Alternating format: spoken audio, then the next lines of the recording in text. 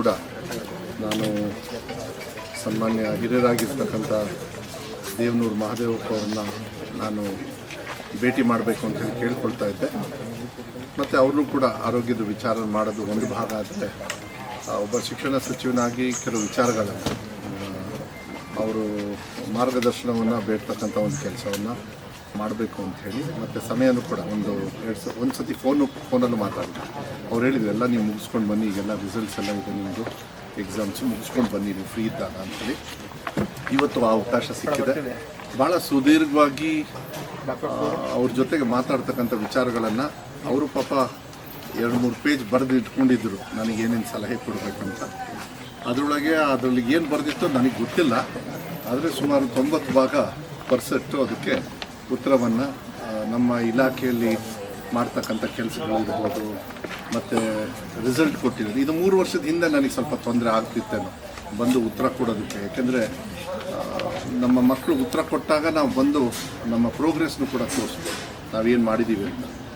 ನನಗೊಬ್ಬ ಶಿಕ್ಷಣ ಸಚಿವನಾಗಿ ನಾನು 1 ವರ್ಷದಲ್ಲಿ ಸ್ಟಾರ್ಟ್ ಮಾಡಿದಾಗ ಟೀಕಾ ಟಿಪ್ಪಣಿಗಳು ಸಹಜ, ಅದನ್ನು ತಗೋಬೇಕಾಗತ್ತೆ. ಕೆಲವು ಸೆನ್ಸ್ಲೆಸ್ ಆಗಿರುತ್ತೆ, ಅದನ್ನೇನು ಮಾಡೋದಕ್ಕಾಗೋದಿಲ್ಲ. ಅದರ ವಿಶ್ವಾಸ ಇದ್ದಾಗ ಅದನ್ನು ತೊಗೊಳ್ಬೇಕಾಗತ್ತೆ. ಅದನ್ನ ಸಾಕಷ್ಟು ವಿಚಾರಧಾರೆಗಳು ಇರ್ತಕ್ಕಂಥ ಚಿಂತಕರು ನನಗೆ ಸಾಕಷ್ಟು ಸಹಕಾರವನ್ನು ಕೊಟ್ಟಿದ್ದಾರೆ. ಇವತ್ತು ಇಡೀ ರಾಜ್ಯದಲ್ಲಿ 2ನೇ PUC ಕೂಡ ಮೊನ್ನೆ ರಿಸಲ್ಟ್ ಬಂತು, 92.25, ಮತ್ತು SSLC ಕೂಡ 94.1 ಬಂದಿದೆ. ಇನ್ನೂ 4% ಮೇಲೆ ಜಾಸ್ತಿ ಆಗುತ್ತೆ ಅಂತೇಳಿ ವಿಶ್ವಾಸ ಇದೆ. 2ನೇ ಎಕ್ಸಾಮ್ ನಡೀತಾ ಇದೆ, 3ನೇ ಎಕ್ಸಾಮ್ ಇಲ್ಲ. ಸೊ ಇದಕ್ಕೆಲ್ಲ ಕಾರಣ ನಾವು ಮಾಡಿರ್ತಕ್ಕಂಥ ಬದಲಾವಣೆಗಳನ್ನು, ಭಾಳ ಮುಖ್ಯವಾಗಿ ಅತಿ ಶಿಕ್ಷಕರು. ಅದನ್ನೇ ನಾನು ಹೇಳ್ತಾ ಇದ್ದೆ, ಶಿಕ್ಷಕರೇ ಇಲ್ಲಾಂದರೆ ಶಾಲೆಗೆ ಹೋದರೆ ಮಕ್ಕಳಿಗೆ ಏನು ಪಾಠ ಹೇಳ್ಕೊಡೋಕ್ಕಾಗುತ್ತೆ, ಅದನ್ನು ತರಬೇಕಾಗಿತ್ತು.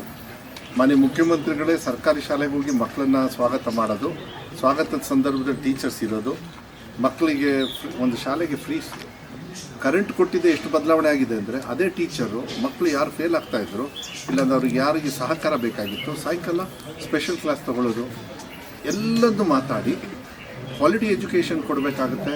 ಕ್ವಾಲಿಟಿ ಎಜುಕೇಷನ್ ಹೆಂಗೆ ಬಂದಿದೆ ಅಂದರೆ, ಸುಮಾರು 62%ಅಲ್ಲಿ 60% ತೊಗೊಂಡು ಪಾಸಾಗಿದ್ರು. 62% ಹೋದ ವರ್ಷ. ಈ ವರ್ಷ 66.5 ಆಗಿದೆ. ಅಂದರೆ 4.25% ಕ್ವಾಲಿಟಿ ಆಫ್ ಎಜುಕೇಷನ್ ಜಾಸ್ತಿ ಆಗಿದೆ. ಕಲ್ಯಾಣ ಕರ್ನಾಟಕ ಭಾಗದಲ್ಲಿ ಸರ್ಕಾರಿ ಶಾಲೆಯಲ್ಲಿ ಕಾಪಿ ಹೊಡಿದೆ. ಯಾಕೆಂದರೆ ಇಂದಿನ ವ್ಯವಸ್ಥೆಯಲ್ಲಿ ಕಾಪಿ ಹೊಡಿತಾ ಇದೆ.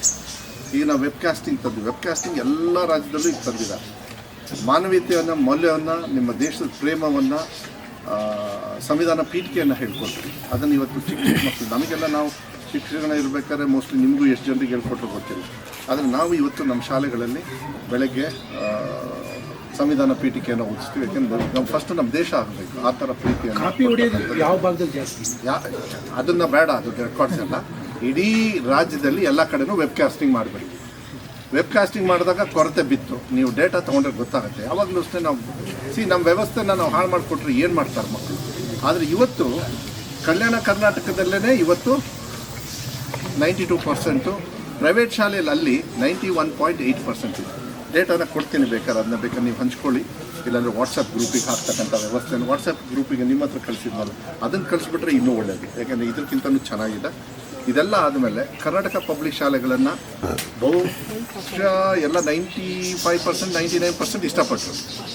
ಎಲ್ಲೋ ಕೆಲವು ಪ್ರಶ್ನೆಗಳಿದ್ದವು, ಆ ಪ್ರಶ್ನೆಗಳಿಗೆ ಉತ್ತರ ಬರಬೇಕಾಗಿತ್ತು. ಈಗ ಬರ್ತಾ 1 ವರ್ಷದಿಂದ ಉತ್ತರ ಸಿಕ್ತು. ನಾನು ಇದ್ರ ಬಗ್ಗೆ ಹಿರಿಯರಾಗಿರ್ತಕ್ಕಂಥ ದೇವನೂರು ಅವ್ರ ಜೊತೆಲೂ ಕೂಡ ನಾನು ಮಾತಾಡಬೇಕು ಅಂತೇಳಿ ಮಾನ್ಯ ಮುಖ್ಯಮಂತ್ರಿಗಳಿಗೆ ಹೇಳಿದ್ದೆ. ನಾನು ಭೇಟಿ ಮಾಡ್ತೀನಿ ಅವ್ರನ್ನ ಅಂತ. ಹೋಗಿ ಭೇಟಿ ಮಾಡಿ ಮಾತಾಡಬೇಕು ಅವ್ರ ಜೊತೆ ಚರ್ಚೆ. ಕೆಲವು ಸಲಹೆಯನ್ನು ಕೊಟ್ಟಿದ್ದಾರೆ, ನನಗೆ ಭಾಳ ಸಂತೋಷ ಇದೆ. ಕೆಲವು ಭಾಳ ನಾವೇ ಮಾಡ್ತಕ್ಕಂಥ ಸಲಹೆಗಳಿದೆ, ಭಾಳ ಚೆನ್ನಾಗಿದೆ ಅವ್ರು ಹೇಳಿದ್ದು. ನಾವೇ ಅನುಷ್ಠಾನ ಮಾಡಬೇಕು. ಭಾಳ ದೊಡ್ಡ ಆರ್ಥಿಕ ಹೊರೆ ಅದೆಲ್ಲ ಏನು ಬರೋದಿಲ್ಲ.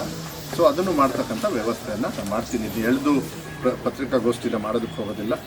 ಭಾಳ ಸಂತೋಷ ಆಗುತ್ತೆ. ಇವತ್ತು 3 ವರ್ಷಕ್ಕೆ ಶಿಕ್ಷಣ ಸಚಿವನಾಗಿ ಸಾಕಷ್ಟು ಬದಲಾವಣೆಯನ್ನು ಸುಧಾರಣೆ ಮೂಲಕ ತಂದಿರತಕ್ಕಂಥದ್ದು.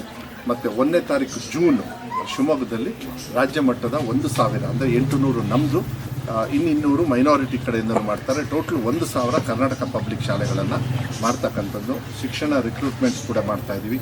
ನಿನ್ನೆ 51,000 ಗೆಸ್ಟ್ ಟೀಚರ್ಸ್ನ. ಯಾಕೆಂದರೆ ಮುಂಚೆ ಏನಾಗೋದು, ಮಕ್ಕಳು ಹೋಗಿ ಟೀಚರ್ಸ್ ಎಲ್ಲಪ್ಪ ಅಂತ ಕಾಯ್ತಾಯಿದ್ರು. ನಮ್ಮ ಸರ್ಕಾರ ಬಂದ ಮೇಲೆ 1 ವರ್ಷ ಬಿಟ್ಟು ಟೀಚರ್ಸೇ ಫಸ್ಟ್ ಕಾಯ್ತಾರೆ ಮಕ್ಕಳಿಗೆ. ಆ ಥರ ವ್ಯವಸ್ಥೆಯನ್ನು ಮಾಡಿದ್ದೀವಿ. 1ನೇ ಕ್ಲಾಸಿಂದ ಕ್ಲಾಸಸ್ ಸ್ಟಾರ್ಟ್ ಆಗ್ತದೆ. ಇಡೀ ರಾಜ್ಯದ ಜನರಿಗೆ ನಮ್ಮ ಸರ್ಕಾರಿ ಶಾಲೆಗೆ ಬನ್ನಿ ಆ ಆಂದೋಲನನೂ ಕೂಡ ನಾವು ಸ್ಟಾರ್ಟ್ ಮಾಡಿದ್ವಿ. ಸರ್ಕಾರಿ ಶಾಲೆಗೆ ಸೇರಿಸಿ ಸ್ವಲ್ಪ ನ್ಯೂನತೆಗಳು ಇರ್ಬೋದು, ಸ್ವಲ್ಪ ನಾವು ಹಂತವಾಗಿ ನೋಡಿ. ಕಲ್ಯಾಣ ಕರ್ನಾಟಕದಲ್ಲಿ ಅಕ್ಷರ ಆವಿಷ್ಕಾರ ಅಂತೇಳಿ 5,000 ಕೊಡ್ತೀವಿ. 5,000ದೊಳಗೆ 25,000 compulsory they have to spend ಶಿಕ್ಷಣಕ್ಕೆ. ಅದು ಕೂಡ ಇಂಪ್ರೂವ್ಮೆಂಟ್ ಆಗಿದೆ. ಅಲ್ಲೂ 29% ಎಲ್ಲ ಯಾದಗಿರಿ ಜಂಪ್ ಆಗಿದೆ. ಅಲ್ಲಿ ಬಾಯ್ಸು ಕೂಡ ಹಿಂದೆ ಇದ್ದರು. ಇಡೀ ರಾಜ್ಯದಲ್ಲೂ ಕೂಡ ಗಂಡು ಮಕ್ಕಳು ಶಿಕ್ಷಣದಲ್ಲಿ ಹಿಂದೆ ಇದ್ದರು. ಅವರು ಕೂಡ 18-19% ಜಾಸ್ತಿ ಬಂದಿದೆ. ಹೆಣ್ಣು ಮಕ್ಕಳು ಕೂಡ 10% ಜಾಸ್ತಿ ಆಗಿದೆ. ಹೆಣ್ಮಕ್ಳೇ ಟಾಪಲ್ಲಿದ್ದಾರೆ. ಬಟ್ ಗ್ರಾಮೀಣ ಭಾಗದಲ್ಲಿ ಸರ್ಕಾರಿ ಶಾಲೆಯಲ್ಲಿ SC ST ಇವ್ರದ್ದೆಲ್ಲ ನೋಡಿದರೆ ಆ ಡೇಟಾನು ಕೂಡ ನಿಮ್ಮ ಹತ್ರ ಶೇರ್ ಮಾಡ್ತೀನಿ. 17%, 18% ಮತ್ತು 15% ಈ ಥರ ಎಲ್ಲ ಪಾಸ್ ಆಗಿದ್ದಾರೆ. ಲಾಸ್ಟಿಗೆ ಜನರಲ್ ಆಗಿರೋರು, ಯಾಕೆಂದರೆ ಅವರೆಲ್ಲ ಮೇಲೆ ಇತ್ತು, ಅವರು ಕೂಡ ಒಂದು 7%, 5% ಅವರು ಕೂಡ ಪಾಸ್ ಆಗಿದ್ದಾರೆ. ಟೋಟಲಿ ಶಿಕ್ಷಣ ಇಲಾಖೆಯನ್ನು ಒಂದು ಹಂತಕ್ಕೆ ತೊಗೊಂಡು ಬಂದಿದ್ದೀವಿ.